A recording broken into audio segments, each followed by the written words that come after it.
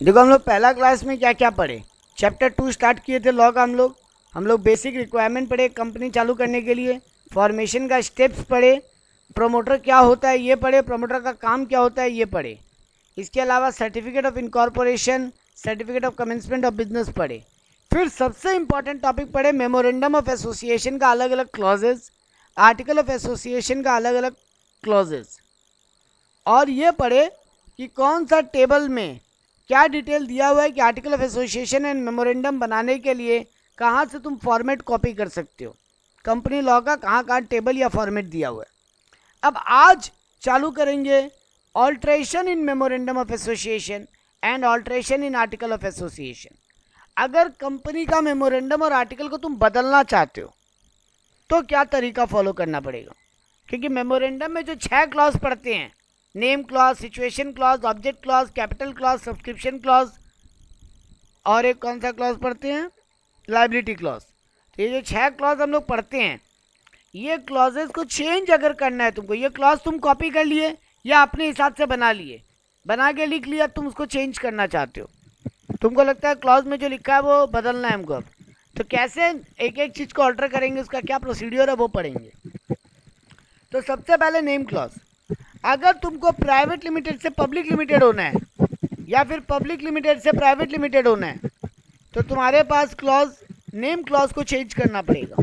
कैसे करोगे, एक तो स्पेशल रिजोल्यूशन पास करो प्लस सेंट्रल गवर्नमेंट का अप्रूवल लो, मतलब 75% मेजोरिटी ऑफ शेयर होल्डर जब हाँ बोल दे और सेंट्रल गवर्नमेंट अप्रूवल दे दे तब तुम नेम क्लॉज को चेंज कर सकते हो।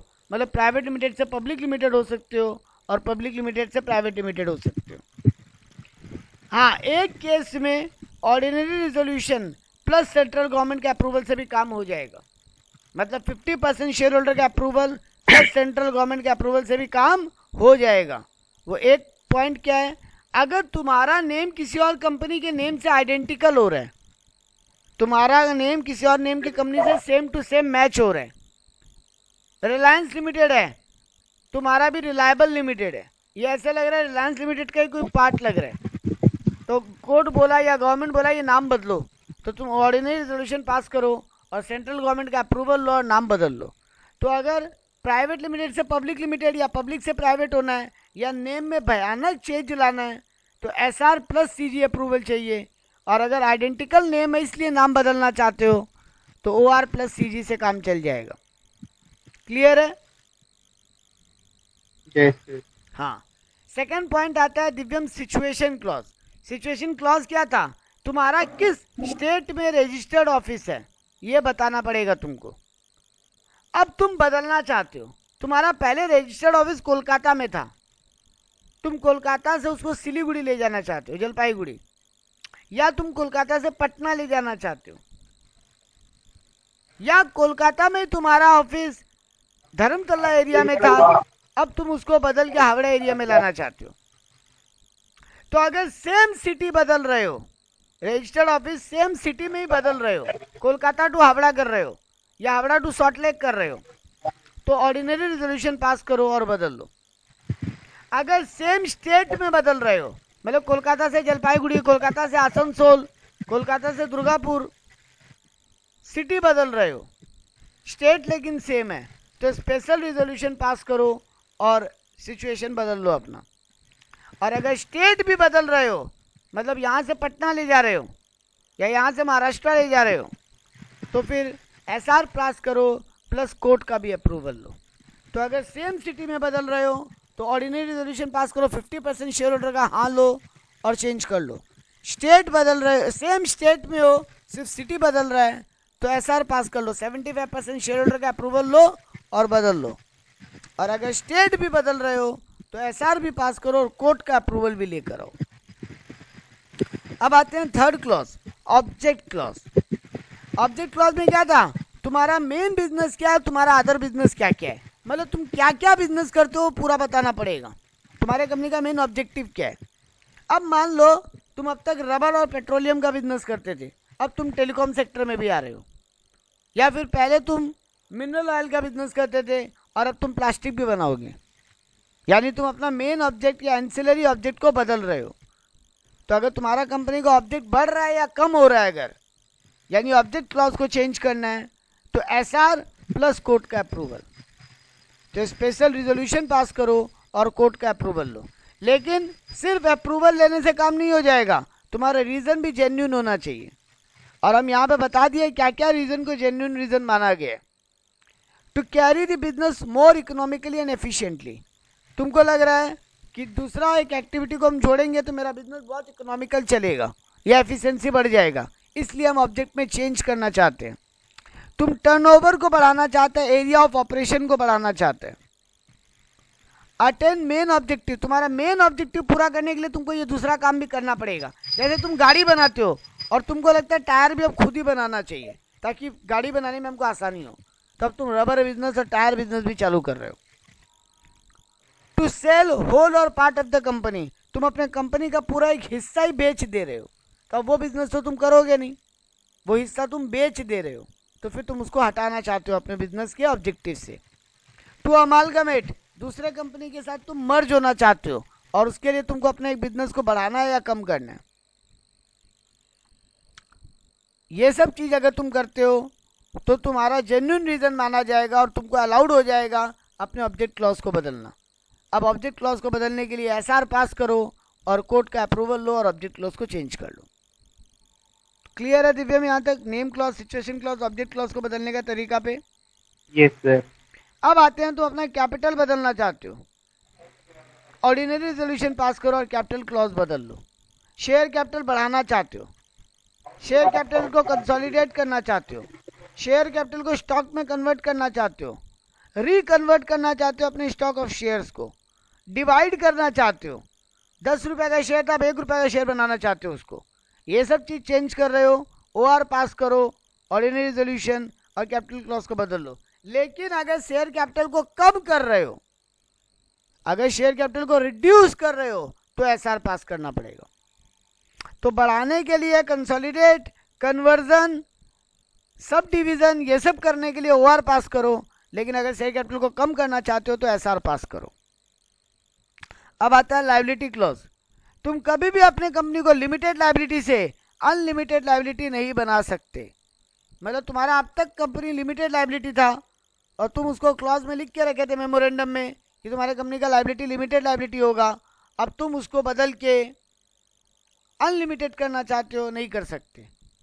If public limited company member number reduce to below all 7 members, liability become unlimited. सिर्फ एक ही केस में अपने आप कंपनी का लायबिलिटी लिमिटेड से अनलिमिटेड हो जाता है। अगर तुम पब्लिक लिमिटेड कंपनी हो और तुम्हारे मिनिमम मेंबर का रिक्वायरमेंट है जो कि 7, अगर वो 7 से घट जाता है तो तुमको हाथों हाथ तुम्हारा कंपनी अनलिमिटेड लायबिलिटी वाला हो जाएगा।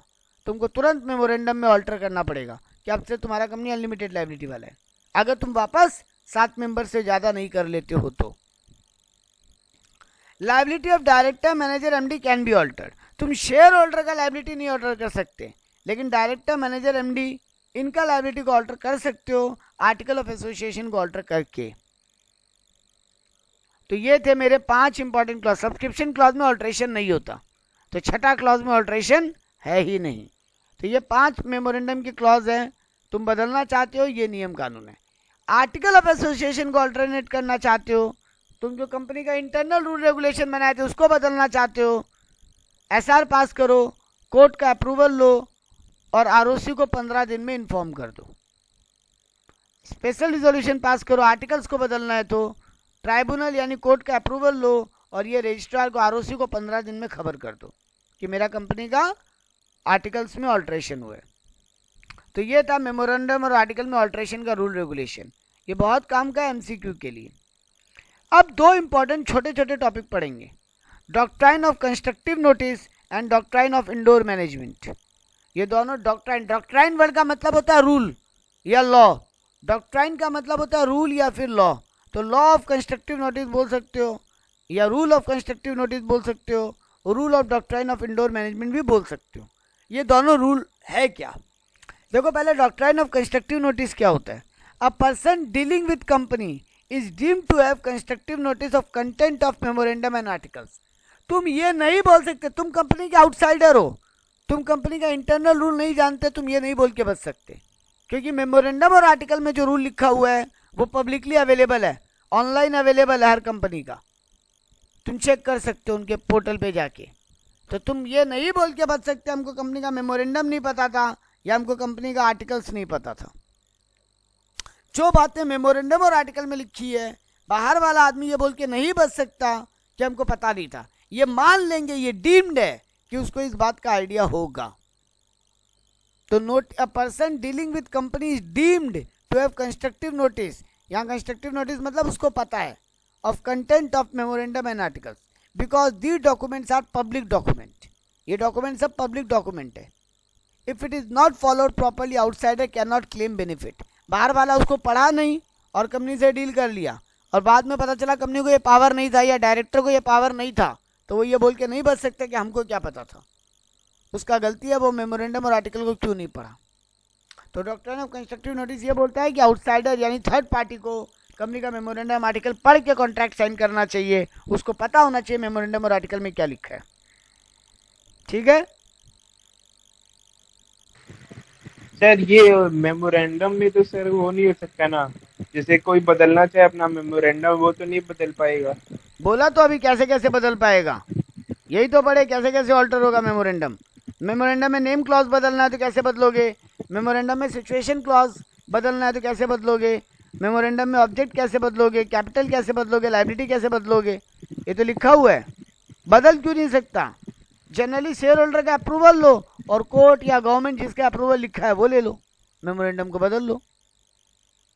ठीक है नहीं सर, मतलब हम पूरे कंपनी खुद तो डिसीजन नहीं ले सकता ना। नहीं नहीं, एसआर या ओआर पास करना, जहाँ जहाँ जैसा लिखा है, मतलब 75% या 50% शेयर होल्डर का पहले अप्रूवल लो और जहाँ बोला कोर्ट का अप्रूवल लो वहाँ कोर्ट का अप्रूवल लेकर आओ, जहाँ लिखा है सेंट्रल गवर्नमेंट का अप्रूवल लो वहाँ सेंट्रल गवर्नमेंट का अप्रूवल लेकर आओ। बिना अप्रूवल के कंपनी खुद से कुछ नहीं कर सकता। वही वैसे ही आर्टिकल को भी बदलना है तो पहले शेयर होल्डर से एसआर पास करवाओ और ट्राइब्यूनल यानी कोर्ट का अप्रूवल लेकर आओ। अब आते हैं डॉक्ट्राइन ऑफ इंडोर मैनेजमेंट। कुछ कुछ बातें ऐसी है जो बाहर वाले को पता नहीं चल सकती। तो यानी कि assume that memorandum and article has been followed properly and formalities have been done properly. बाहर वाला आदमी को ये चेक करना पॉसिबल नहीं है कि जो मेमोरेंडम में लिखा है या जो आर्टिकल में लिखा है कंपनी वो फॉलो कर रहा है कि नहीं, ये बात उसको पता नहीं चल सकता। वो ये बोल के नहीं बच सकता कि हमको मेमोरेंडम नहीं पता था, आर्टिकल नहीं पता था। वो हो गया डॉक्ट्राइन ऑफ कंस्ट्रक्टिव नोटिस। ये बोल नहीं सकता कि मेमोरेंडम नहीं पढ़ा या आर्टिकल नहीं पढ़ा, बट वो ये बोल सकता है मेमोरेंडम, मान लो मेमोरेंडम में एक बात लिखा है और कंपनी उसको फॉलो नहीं किया, या आर्टिकल में एक बात लिखा है कंपनी उसको फॉलो नहीं किया, तो इसमें थर्ड पार्टी का गलती क्या है। वो ये तो क्रॉस चेक नहीं कर सकता ना कि जो मेमोरेंडम में लिखा है वो कंपनी फॉलो किया है कि नहीं किया है। तो अगर ऐसा कोई गड़बड़ी होता है जो मेमोरेंडम में लिखा है लेकिन कंपनी फॉलो नहीं किया और थर्ड पार्टी को नुकसान हो गया, थर्ड पार्टी मेमोरेंडम आर्टिकल को ठीक से पढ़ा था फिर भी कुछ ऐसी बातें हो गई कंपनी में जो मेमोरेंडम आर्टिकल में लिखा है लेकिन वो कंपनी फॉलो नहीं किया, या मेमोरेंडम आर्टिकल में नहीं लिखा और कंपनी कर लिया, तो इसमें थर्ड पार्टी का गलती नहीं है। वो ये बोल सकता है कि ये तो कंपनी का इंडोर मैनेजमेंट है, मतलब इंटरनल मैनेजमेंट है, ये हमको कैसे पता होगा। तो यहाँ पे दो बातें बोली गई है। कंस्ट्रक्टिव नोटिस में बोला गया कि तुमको मेमोरेंडम आर्टिकल पढ़ के देखना पड़ेगा, तुम देखो मेमोरेंडम आर्टिकल में ये पावर है कि नहीं है जो तुम कर रहे हो कंपनी के साथ। लेकिन इंडोर मैनेजमेंट बोला कि अगर मेमोरेंडम आर्टिकल कंपनी खुद ही तोड़ देता है, खुद ही फॉलो नहीं करता है, ये बाहर वाला चेक नहीं कर सकता, इसमें उसका गलती नहीं है। जैसे हम एग्जाम्पल दिया है, मान लो कहीं पे लिखा था कि एसआर पास करना है कोई डिसीजन लेने के लिए, लेकिन कंपनी एसआर पास नहीं किया। अब ये वो कैसे चेक करे कि कंपनी एसआर पास किया कि नहीं किया, वो ये नहीं चेक कर सकता थर्ड पार्टी। देखो कुछ एक एक्सेप्शन है, जब थर्ड पार्टी ये बोल के नहीं बच सकता कि ये तो कंपनी का इंडोर मैनेजमेंट है, इंटरनल मैनेजमेंट है, हम कैसे देखें। अगर वॉइड एक्ट है, हम लोग पढ़ते हैं ना क्या चीज़ वॉइड है, जो एज पर जिसको कोर्ट में इन्फोर्स नहीं किया जा सकता, वैसा कोई एक्ट करके तुम ये नहीं बोल सकता हमको क्या पता मेमोरेंडम में लिखा था और कंपनी फॉलो नहीं किया। अरे भाई, जब तुमको यही पता है कि वो वॉइड है, जो जब लॉ ही उसको मना करके रखा है, तुम वैसा डील करके ये नहीं बोल सकता कि हमको इंडोर मैनेजमेंट के नाम पे बचा लो। इरेगुलरिटी, तुमको पता था ये कंपनी ये रूल फॉलो नहीं किया है, आर्टिकल में लिखा है, मेमोरेंडम में लिखा है, तुम पढ़ा और तुमको ये भी पता था कंपनी फॉलो नहीं किया है। जब तुमको ये पता था कि कंपनी फॉलो नहीं किया, फिर तुम क्यों डील किया, तब तुम ये बोल के नहीं बच सकता कि हमको क्या पता कंपनी किया होगा कि नहीं किया होगा। लैक ऑफ अथॉरिटी, कुछ एक चीज़ें तुमको पता है कि कंपनी को किस किस आदमी को पावर और किस किस आदमी को पावर नहीं है, तो जिस आदमी को पावर नहीं है तुम उसके साथ डील कर लिया, ये तुम्हारा गलती है। तुम बोलोगे हमको मेमोरेंडम और आर्टिकल का नॉलेज ही नहीं था, ये तुम्हारा गलती है। और तुम नेग्लिजेंसी, तुम चेक ही नहीं किए कुछ भी, तो भी तुम्हारा गलती है। तो ये सब वॉइड है, इरेगुलर है, या अथॉरिटी नहीं है, या मेमोरेंडम आर्टिकल के बाहर का बात है, या तुम मेमोरेंडम आर्टिकल पढ़ा नहीं, या तुम नेग्लिजेंसी किया, तब तुम इंडोर मैनेजमेंट का क्या बोलते हैं उसको शील्ड लेके बच नहीं सकता। लेकिन नॉर्मली बोला गया है कि अगर मेमोरेंडम आर्टिकल में लिखा है और तुम ठीक से पढ़ के फॉलो किया था, उसके बाद कंपनी तोड़ा रूल, तो तुम्हारा कोई जिसमें जिम्मेदारी नहीं है। तुम बोल सकता है कि कंपनी का गलती है, मेरा नहीं, तो तुमको नुकसान नहीं होगा, तुम्हारे नुकसान का भरपाई किया जाएगा। क्लियर है doctrine of constructive notice and doctrine of indoor management? Yes sir. और एक छोटा सा डॉक्ट्राइन और है, डॉक्ट्राइन ऑफ अल्ट्रा वायरस, मतलब बियॉन्ड द लॉ और बियॉन्ड द पावर। कंपनी कभी भी मेमोरेंडम को तोड़ के आगे नहीं बढ़ सकता, और मेमोरेंडम बनाते वक्त कभी भी तुम कंपनीज एक्ट का पावर पार नहीं कर सकता, यानी सबसे ऊपर कंपनीज एक्ट है। मेमोरेंडम बनाते वक्त ये ध्यान रखो कंपनीज एक्ट का कोई रूल न टूटे, और आर्टिकल ऑफ एसोसिएशन बनाते वक्त ये ध्यान रखो मेमोरेंडम का कोई रूल न टूटे। यानी आज सबसे ऊपर कंपनीज एक्ट है, उसके नीचे मेमोरेंडम, उसके नीचे आर्टिकल ऑफ एसोसिएशन, और कंपनी उन लॉ को ब्रेक्स करके आगे नहीं बढ़ सकता, मतलब पावर के बाहर नहीं जा सकता। ये इसको बोलते हैं डॉक्ट्राइन ऑफ अल्ट्रा वायरस, मतलब doctrine of beyond the power और बियॉन्ड द लॉ। अब आते हैं लास्ट टॉपिक इस चैप्टर का। अगर तुम ये बियॉन्ड द पावर चले जाते हो तब क्या होगा? अगर तुम बियॉन्ड द पावर चले जाते हो तब क्या होगा? तुम्हारा जो भी किया हुआ काम है उसको वॉइड अब इनिशियो माना जाएगा, मतलब शुरू से ही वॉइड माना जाएगा, वो डिसीजन को माना नहीं जाएगा अगर तुम बियॉन्ड द पावर जाते हो कोई डिसीजन लेने में। Injunction by the court on appeal of single member also, अगर सिंगल मेंबर भी उसके अगेंस्ट में कंप्लेन कर दिया है तो कोर्ट तुरंत उस काम को रुकवा देगा। इंजंक्शन करना मतलब तुरंत रुकवा देना। पर्सनल लाइबिलिटी ऑफ डायरेक्टर, तुम अगर बियॉन्ड द पावर गए हो तो डायरेक्टर का फिर पर्सनली भी लाइबिलिटी हो जाएगा। Acquisition of property of the company, court company का प्रॉपर्टी को एक्वायर कर लेगा। Personal liability of director to third party, और वो जो थर्ड पार्टी जिसको नुकसान हुआ क्योंकि कंपनी बियॉन्ड द लॉ गया तो फिर डायरेक्टर को उसको पर्सनली चुकाना पड़ेगा अगर तुम बियॉन्ड द पावर जाते हो तो। Now last topic of the chapter, prospectus क्या होता है? कोई आइडिया है प्रोस्पेक्टस क्या होता है दिव्यम? सर जो कंपनी अपना डिटेल्स बताता है क्यों, कब बनाते हैं? बिजनेस स्टार्ट करने से। नहीं नहीं नहीं, प्रोस्पेक्टस होता है दिव्यम, तुम्हारा कंपनी शेयर लॉन्च करना चाहते हैं शेयर मार्केट में, तो तुमको जो इन्वेस्टर्स आने वाले हैं तुम्हारी कंपनी में इन्वेस्ट करने के लिए, वो क्यों इन्वेस्ट करें तुम्हारी कंपनी में? तुमको अपनी कंपनी का पूरा डिटेल देना पड़ेगा, कंपनी का पास्ट हिस्ट्री, कंपनी का करंट पोजीशन, जो काम तुम करना चाहते हो, जिसके लिए पैसा उठा रहे हो शेयर मार्केट से, कितना दिन में चालू होगा, कितना प्रॉफिट मार्जिन रहेगा, क्या काम करोगे, कितना दिन में प्रोडक्शन स्टार्ट हो जाएगा, कितना खर्चा लगेगा इस काम के पीछे, कितना रुपया तुम कहाँ से उठा रहे हो, ये सब डिटेल तुमको प्रोस्पेक्टस में देना पड़ता है। तो देखो, prospectus is an information booklet और offer document on the basis of which investors invest. तो प्रोस्पेक्टस एक इंफॉर्मेशन बुकलेट है, या जिसको ऑफर डॉक्यूमेंट भी बोलते हैं, जिसके बेसिस पे इन्वेस्टर इन्वेस्ट करता है।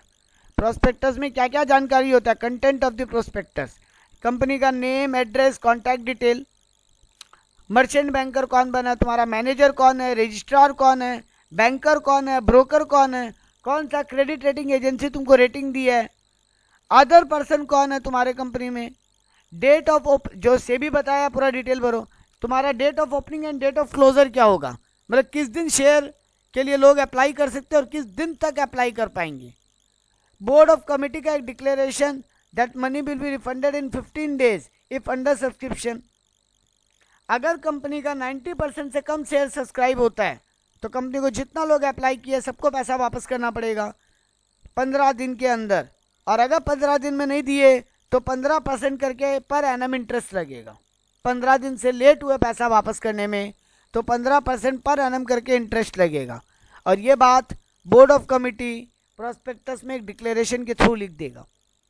इसके अलावा प्रोस्पेक्टस में एक स्टेटमेंट होगा regarding money kept in separate bank account of scheduled bank. कौन से अलग बैंक अकाउंट में तुम पैसा रख रहे हो, ये जो पूरा एप्लीकेशन मनी आएगा ये बताना पड़ेगा तुमको प्रोस्पेक्टस में। डिटेल ऑफ मनी यूटिलाइज्ड, कहाँ कहाँ पैसा यूटिलाइज करोगे। डिटेल ऑफ अंडर राइटर्स, कौन तुम्हारे अंडर राइटर हैं। Consent of the trustee, advocate, merchant banker, ये सब लोग अपना कंसेंट दिए हैं कि नहीं दिए। प्रोस्पेक्टस में जो भी इंफॉर्मेशन है ये सब इनका जानकारी में है कि नहीं है, क्योंकि कल को कोई भी गड़बड़ी हुआ तो ये सब लोग भी लाइबल हो जाएंगे। तो ये लोग अपना कंसेंट लेटर देते हैं कि हाँ हम लोग जिम्मेदारी लेते हैं कि प्रोस्पेक्टस में कोई भी इंफॉर्मेशन गलत निकला तो हम लोगों का भी गलती माना जाएगा। ये सब डिटेल प्रोस्पेक्टस में छापा जाता है। प्रोस्पेक्टस का last part, types of prospectus. 3 type का प्रोस्पेक्टस होता है। एक होता है शेल्फ प्रोस्पेक्टस, एक रेड हियरिंग प्रोस्पेक्टस और एक एब्राइज्ड प्रोस्पेक्टस। शेल्फ प्रोस्पेक्टस मतलब single prospectus for multiple issues for a certain period. तुम एक बार अगर तुम सेल्फ प्रोस्पेक्टस इशू करता है, शेल्फ प्रोस्पेक्टस अगर तुम इशू करता है, मान लो तुम बोला है उसमें अगले 1 साल तक हम जितनी बार भी शेयर इशू करेंगे यही प्रोस्पेक्टस माना जाएगा, हमको बार बार हर इशू के लिए प्रोस्पेक्टस नहीं देना पड़ेगा। तो जब हम ऐसा प्रोस्पेक्टस इशू करते हैं जो मल्टीपल इश्यूज के काम आएगा उसको बोलते हैं shelf prospectus. Red herring prospectus मतलब it does not contain full detail like price and number of share offered, it is issued prior to main prospectus. Main prospectus के पहले कंपनी एक रेड हियरिंग प्रोस्पेक्टस इशू करता है। जब company को ये confusion होता है हम प्राइस रखें क्या, कहीं हम इतना कम प्राइस ना रख दें जो मेरे को नुकसान हो जाए, कहीं इतना ज़्यादा प्राइस ना रख दें कि शेयर सब्सक्राइब ही नहीं हो, तो कंपनी क्या करता है एक रेड हियरिंग प्रोस्पेक्टस लाता है जिसमें एक लोअर प्राइस और एक अपर प्राइस बताता है, जिसको बुक बिल्डिंग प्रोसेस बोलते हैं। इस प्रोसेस को बोलते हैं बुक बिल्डिंग प्रोसेस। एक लोअर प्राइस और एक अपर प्राइस बताएगा, पब्लिक को बोलेगा आप लोग वोट करो, जो एवरेज प्राइस में सबसे ज़्यादा आंसर आएगा उस एवरेज प्राइस में लोगों को बिड करने बोला गया, जो एवरेज प्राइस आएगा वो मेरे शेयर का प्राइस डिसाइड होगा। तो कंपनी एक red herring prospectus main prospectus के पहले इशू करता है जिसमें प्राइस वगैरह का डिटेल नहीं होता, पब्लिक से प्राइस का एवरेज लिया जाता है और फिर उसको फाइनल प्रोस्पेक्टस में प्राइस के रूप में डिक्लेयर किया जाता है। और लास्ट हो गया एब्राइज्ड प्रोस्पेक्टस, मतलब तुम पूरा डिटेल प्रोस्पेक्टस देने का टाइम नहीं है तुम्हारे पास, अभी तुमको बड़ा जल्दी शेयर लॉन्च करना है, तुम एक समरी प्रोस्पेक्टस दिया जिसका नाम होता है एब्राइज्ड प्रोस्पेक्टस, और बाद में कंप्लीट प्रोस्पेक्टस शेयर इशू के बाद निकाल देंगे हम। एब्राइज्ड प्रोस्पेक्टस में बेसिक जानकारी सारा होगा ताकि इन्वेस्टर्स इन्वेस्ट करे कि नहीं करे ये डिसीजन ले पाए। ये है पूरा चैप्टर नंबर 2।